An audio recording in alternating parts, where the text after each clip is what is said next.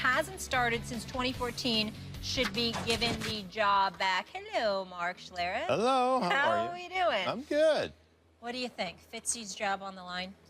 Well, I think your job is always on the line when you don't play well. I mean, obviously, I would look at the Jets as an organization and go, if Geno Smith can't get into a game after Fitzpatrick has thrown 9 picks in the last 2, how much do you hate Geno Smith? I mean, why is he on your roster? If you can't put him in, if you can't say, hey, Fitzpatrick, listen, man, it's not going your way today. You've thrown 5 picks. You know what? Why don't you come over here, sit on the sideline a little bit. Let's let Geno go ahead and finish this game up. If you can't even make that move at that point, then why is he on your roster? And, oh, by the way, Bryce Petty is hurt. You draft Christian Hackenberg. Have you not developed a quarterback that you feel consistent about or that you feel good enough about to put in a game when your starter is really struggling? I'm not just saying bench him. I'm saying pull him and say, man, listen, man, tough day. It didn't go your way today. But they don't even have the faith in Geno to do that. It really shows you from a personnel department what they're giving Todd Bowles, the head coach, to work with if they don't feel comfortable putting Geno Smith in a game in the last 2 weeks. So my question again would be, why is he on your roster? If you can't stand him that much, why is he even on your roster? 100%. And by the way, Geno Smith didn't get a long-term deal. First, he didn't get the money he wanted, then he didn't get the years he wanted, and there's a reason for that. It's because he hasn't been a very good quarterback throughout his career. He's a competent NFL quarterback, a very good backup, and as a starter, you're probably looking for someone a little bit better. If, you know, he doesn't look like a long-term, never been a long-term answer to anyone's franchise. He's turnover-prone, obviously. 9 interceptions in like a half a second. Yeah, the other guy should be starting. And the thing is, since you don't have long-term plans for Fitzpatrick, since if you lose this week, you're probably not going to make the playoffs, and since at least Geno Smith has shown flashes at times, why wouldn't you start him? It doesn't make any sense. I think absolutely Fitzpatrick's job should be on the line this weekend. It makes perfect sense why you wouldn't start Geno Smith. Geno Smith is 11-18 as a starter in New York. His QBRs in the 2 seasons that he played was 38-44. Enough said. New York doesn't believe in him. New Yorkers don't want him. Plus, you went out and you drafted, you drafted Bryce Petty. You drafted this guy Hackenberg out of Penn State. And so the fact of the matter is you've got 3 quarterbacks on your roster where none of them may work for you. I like McCagnon a lot. I'm really fond of him. But these are the kind of questions that have to be answered. Whether it's him, it's Bowles, or both. Something's wrong with that picture when you are looking at a Ryan Fitzpatrick. You got 3 other quarterbacks, and you ain't thinking about playing any of them. Now, in Ryan Fitzpatrick's defense, I will say this. You got the 6 interceptions against Kansas City. Deplorable performance, no doubt about that. But those 3 interceptions he threw last week, I thought were a relative misnomer. One of those interceptions went right through the hands of his receiver. The other one was a desperation heave near the end of the game. So to me, those 2 don't really count. What we really come down to is that Ryan Fitzpatrick had a very, very bad game against Kansas City. I don't think we should be looking at him as his job security at all unless he comes out and stinks up the joint with another 4, 5, 6 interception performance. If barring something like that, I don't see that you have a better option in a Jets uniform at this particular moment in time. Right, that's why his job's on the line. If he plays poorly, then he should be yanked. Well, he should be, but if you don't...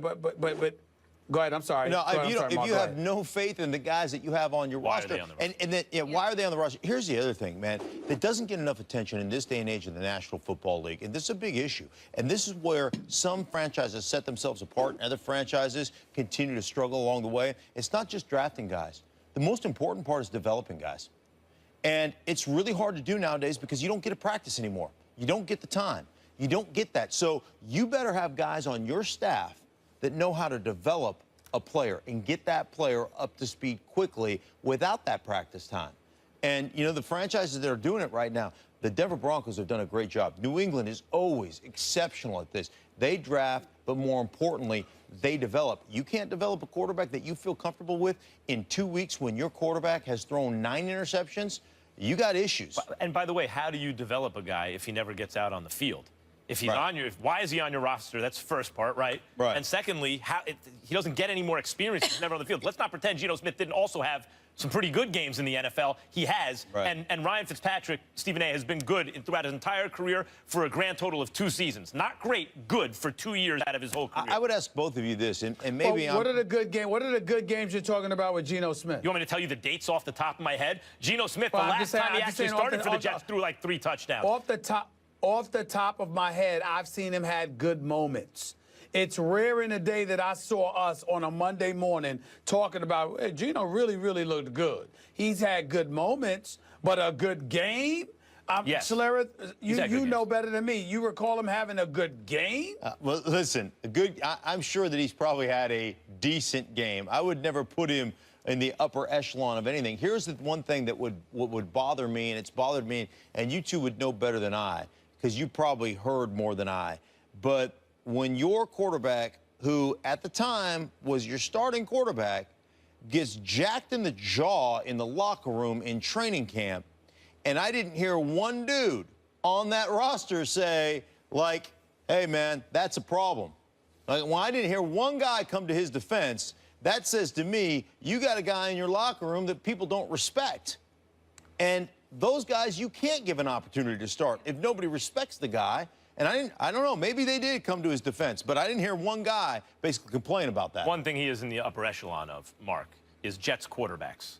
He's in the upper echelon of Jets quarterbacks. Geno Smith. That pretty much says it all right there. All right, Jets I don't think so. at Heinz Field this weekend. Hey, at least they're in New York. Mark, you're sticking around. Our favorite debates here on First Take and barbershops everywhere across America. LeBron James versus Michael Jordan. The latest to weigh in on it is LeBron's former teammate and good friend Dwayne Wade. When asked if James could ever surpass MJ's greatness, Wade responded with this: "It's not possible. Can't go past it. How can you? That's as great as it gets. The only thing you can do, like I said, is be A1, AB. There's no way higher." So let's take a look at how the two stack up when we only look at what they've done at this point in their lives at the age of 31. They're actually pretty even when it comes to NBA titles, finals MVPs, and LeBron actually has one more regular season MVP title. The main difference, Jordan doesn't have the 4 finals losses. Stephen A., were you surprised, Wade saying this, that his boy couldn't surpass MJ? I was a bit surprised because I didn't expect him to be that candid. I mean, he loves LeBron James. They're brothers. They're incredibly, incredibly tight. And nothing about that has changed nor will ever change. A matter of fact, D-Wade butted heads with Pat Riley upon LeBron James' departure from South Beach because Riley's old school. The minute LeBron James left, LeBron was the enemy. And he wanted everyone in the Miami Heat organization to adopt that mentality as LeBron James being the enemy. And D-Wade doesn't play that game. That's not who he is. He and I spoke about that personally on several occasions. That's not who he is. LeBron James is his brother for life, and that's just the way it's going to be. And even though LeBron James has friends like Chris Paul's the godfather to his sons, and, you know, he's tight with Melo and what have you, outside of Randy, Maverick, and Rich, nobody's closer to LeBron than you know, D-Wade along with CP3. And so please understand that. Having said all of that, I still can't deny the fact that D-Wade is absolutely right. Let's just call it what it is. LeBron James is the best player in the world. LeBron James belongs on the Mount Rushmore in NBA annals when you consider some of the things that he's been able to accomplish. He's not finished yet, but he never has, nor will he ever be Michael Jordan. And that is the reality. What LeBron James grew and matured into, MJ was that killer coming into the league. He just didn't have the parts to help him. That same dude that Larry Bird called the closest thing to God when he dropped 63 on Boston in just his second year in the league in the playoffs, that's Michael Jordan. That was never LeBron James. And so when you look at it from that perspective, let's also understand the biggest component. This is the biggest reason that we all have to undeniably agree with Dwayne Wade without any compunction whatsoever. I don't care if LeBron wins 4 more rings. LeBron James has 4 NBA Finals losses. Michael Jordan was 6 for 6 with 6 NBA Finals MVPs and never, ever, ever even allowed a series in the finals to reach a 7th game. I'm going to repeat that. There was never a Game 7. No matter what greatness we've seen from Michael Jordan, I have always contended that the greatest of Michael Jordan we would have ever seen is if Michael Jordan was pressed with his back against the wall with a championship on the line in a Game 7 of an NBA Finals. And that's the one thing Michael Jordan robbed us of because he never allowed a series to get to a Game 7. That is a fact. And because of that reality, let's be clear, LeBron James never has, nor will he ever be Michael Jordan. He's great. He's great. Greatest small forward ever. But he would never be MJ. Yeah, no, he's and not. I appreciate Dwayne Wade telling the truth. He's not Michael Jordan. This did not surprise me because Dwayne Wade plays in Chicago. So, first of all, as you just made the case, Stephen A., Jordan was better than LeBron anyway. And by the way, kids who love LeBron so much, and you have every reason to, he's an amazingly great player. It's hard to imagine when you're looking at LeBron there was ever a guy better than that. But I'm here to tell you that there absolutely was a guy decisively and clearly better than LeBron James. Let me just tell you that the more advanced the metrics, the more they study it, the more Jordan holds up over LeBron James, even for a career average. Don't forget, LeBron is maybe in slight decline, but he doesn't have like Jordan's Wizards years to factor in yet. And yet, even then, career averages, Jordan better than LeBron by the most sophisticated, advanced metrics. He totally holds up. Now, for those who would say, well, look, the MVP edge goes to LeBron. LeBron has deserved many more than 4 MVPs, and Jordan deserved many more than the 3 that he gotten by that point. Jordan really deserves about 10 MVPs. LeBron probably already deserves 7 or 8 of them. But for those who would say, yeah, well, Jordan is 6 for 6 in the finals, and at this point had 3 finals wins, and LeBron has 3, but LeBron has all those finals losses. Look, LeBron was getting to the finals. Jordan wasn't. Let me just say this again. I've made this case in the past, but I want to be clear about this. Michael Jordan, the first time he played with another All-Star, no one can win a championship without another All-Star. The first time he played with another All-Star was Scottie Pippen's first All-Star year. They took the defending champion Pistons 7 games that year and lost because Pippen couldn't play in Game 7.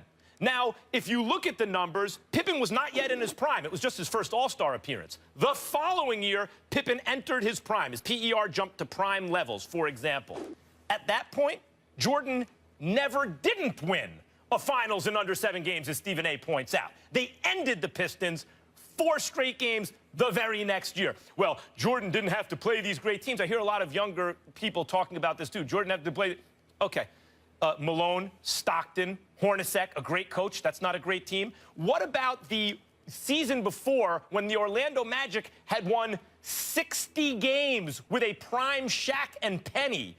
And Jordan swept them out the year he came back, swept them out of the playoffs, and followed that up with a win against a Seattle team that won over 60 games. LeBron is amazing. Jordan was better. It's the way it is. Dwayne Wade is acknowledging that. Stephen A., it doesn't surprise me because of where he's playing. The other thing is, well, he said it before as well. That wasn't the first time he said that about LeBron and Jordan. That was long before he arrived in Chicago. He said that before. Number 2. Well, some of these people, they point out that, you know, well, MJ went to 6 finals, but doesn't that mean he lost in earlier rounds? Stephen A's not getting it, blah, blah, blah. Let me tell y'all something. Does everybody remember that when Jordan came into the league, the Boston Celtics and the Los Angeles Lakers were the stars? You had Larry Bird with McHale and Parrish and Ainge and Henderson and all of these boys. You had Magic with Worthy and Kareem and Rambis and everybody else in L.A., okay? There was a hiccup that, you know, you got the Sixers in '83 prior to that. You got the Pistons interrupting the proceedings. He had to go against stiffer competition. But still in all, he went to 2 consecutive NBA finals before three-peating. So, and that's fourth, like you said, it's got to conference finals. I'm sorry. You got to remember, Pippen, like you said, couldn't play that Game 7 the year before they won their first championship. Then in 1993-94, Jordan was out. That didn't count. 95, he came back with 17 games left in the regular season and had lost to Shaq and them in Orlando because he had only been back for 17 games and then three-peated. So legitimately, if Jordan hadn't left the game of basketball, Jordan would have gone to and possibly won 8 straight NBA championships in an era where you couldn't get called for a foul for passing.